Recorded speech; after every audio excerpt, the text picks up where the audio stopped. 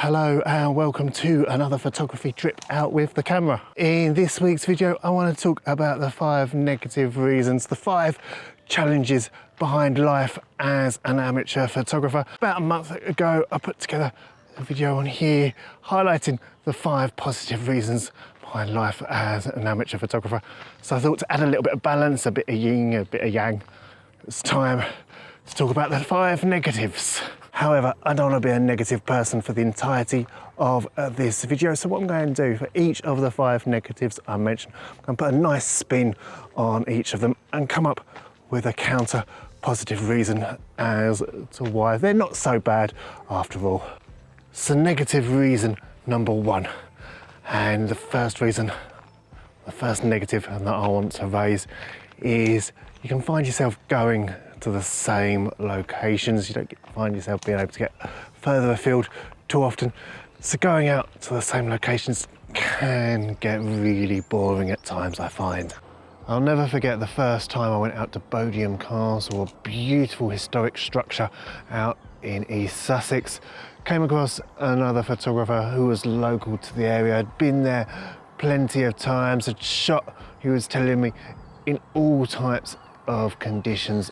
Sunrise, sunset, in foggy conditions, astrophotography, shooting the Milky Way. Been to all round East Sussex, been all round Kent, shooting the same locations.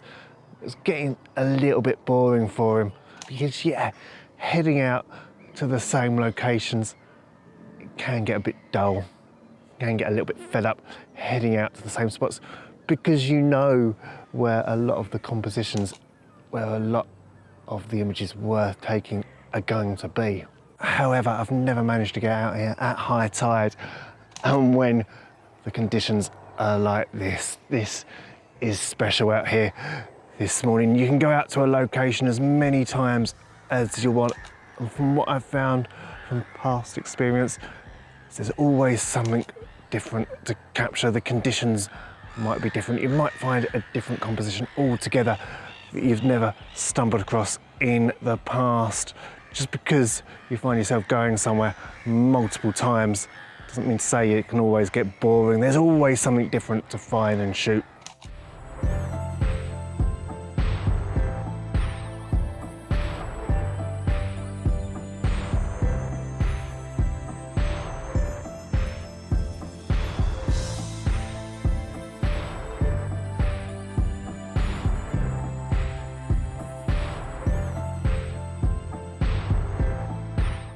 This one isn't so much of a negative, but I just wanted to say that I've never previously got on with my 100 to 400mm lens. However, all of a sudden, I seem to be connecting with it a little bit more.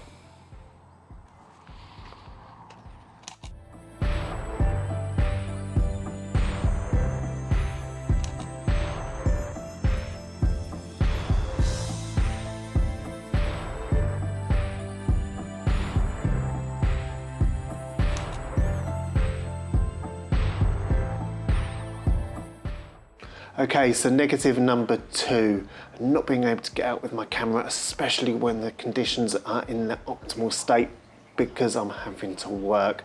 There's been times when I've looked out the window and the conditions really have been great for getting out with the camera. Beautiful blue skies with lovely soft cloud textures, bit of fog. Maybe I've seen sometimes when it's been a bit foggy outside, I thought, oh, it'd be great for get out with the camera, go to some local woodland, take advantage of those atmospheric conditions. Fortunately though, can't always do that. The day job has to come first. However, the conditions, they're not like that today. It's grey, it looks a bit miserable outside, might even have a little bit of rain, so I'm not complaining about not being able to get out at this precise moment. And when I talked about the 5 positives of photography, having the day job means that there's no pressure on me getting out, capturing stunning moments. I can do it as and when I want to. For now, let's get back out on location where we were at the start of this video. So negative number 2 about amateur photography. No, this is point number 3 I've just done.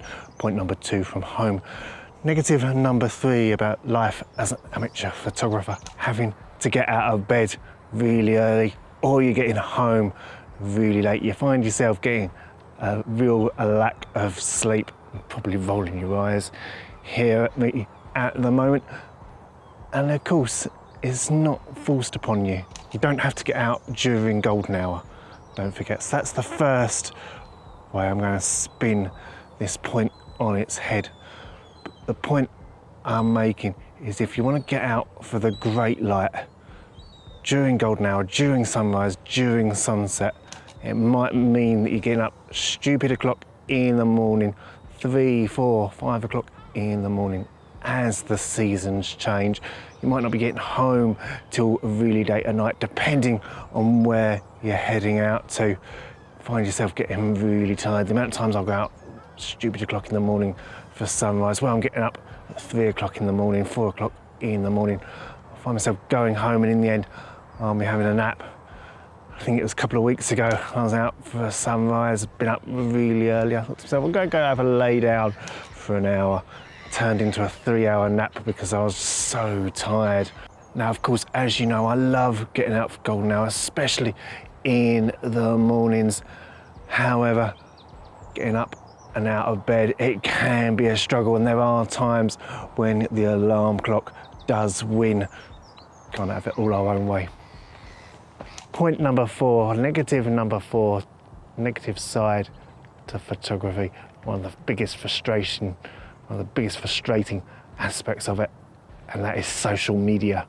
In some ways, as a photographer, you can't work without it.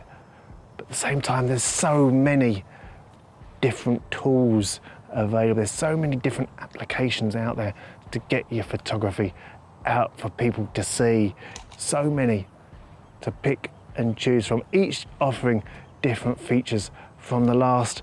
And I'm not going to lie, and I'm sure I'm not the only one. It must get so tiring at times having to post your images on various different social media sites to give yourself a little bit of exposure, to get your work out there. Now, of course, there is absolutely no need. When you take an image, first and foremost, the image should always be for yourself. I never take an image thinking, yeah, I want to share that one. It's only once I've gone through the entire workflow, once I've edited the images, that I've decided, okay, I want to share maybe a couple of these. I'm not bothered about sharing these. Sometimes I take an image and it's purely for myself. But at the same time, you want to be able to get your work out there. You want to be able to share what it is you're able to create with the wider community. So in some ways, social media is a great tool. I find YouTube is brilliant. It's a great way to be able to post my images, share my work from a trip like this one, all in one place, in one seamless video.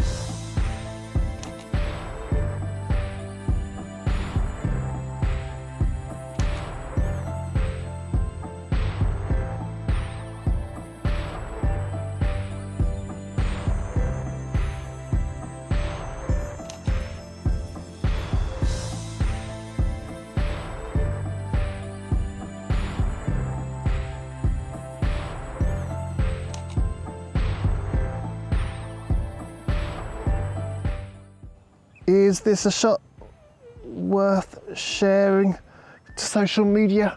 Do we think? I guess in some ways it depends how the shot comes out and how the edit goes when I'm looking back home in Lightroom. Let me know down in the comments below what you think. And of course, if you are enjoying this video, don't forget, give it a thumbs up. Let me know what the negatives are for you, what stops you from enjoying photography so much. Enjoying, is that the right way to describe it? But let me know what the negatives are for you. about photography, if you can relate to the ones I've mentioned so far. And of course, if you are enjoying this video, don't forget, hit that subscribe button. Really does help me out with the YouTube algorithm. Absolutely fine though, if you'd rather not.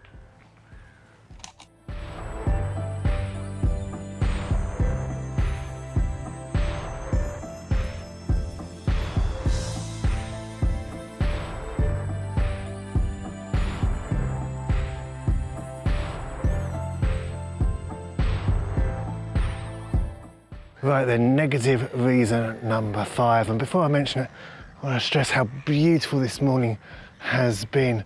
Walked all around this country park. Know it like the back of my hand. Like I said, about 0.01. The same spot can be boring when you go to it over and over again. But the conditions this morning has been a little bit, I don't know if it's a little bit of a mist, a little bit of haze.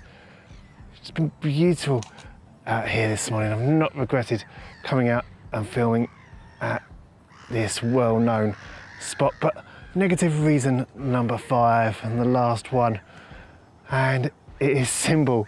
Photography is just so expensive. Why do we have to like such an amazing hobby when it is so expensive to put together even the most simplistic kit? Like, not to brag or do anything, but just put it into context. The camera gear in my bag comes to just under £2,000, and that is for a camera that came out in 2018 and to effectively what are Canon kit lenses. They're not the top of the range, they are the most basic lenses that Canon do for their RF mount. You get some lenses which costs more than my whole kit put together. Of course, you're paying for quality. You should start getting quality images. But you could have the best camera from any of the brands, and if you don't know how to use it, if you can't find the shots, doesn't matter how good your camera is, it's worthless. One thing I'll always say, it's frustrating how if you want good quality glass, you've got to pay for it. But of course, you don't need to buy brand new. There's other ways to buy camera equipment secondhand from the likes of mpb.com. They're not sponsoring this video, but they're a good example as to how you can get gear a little bit cheaper.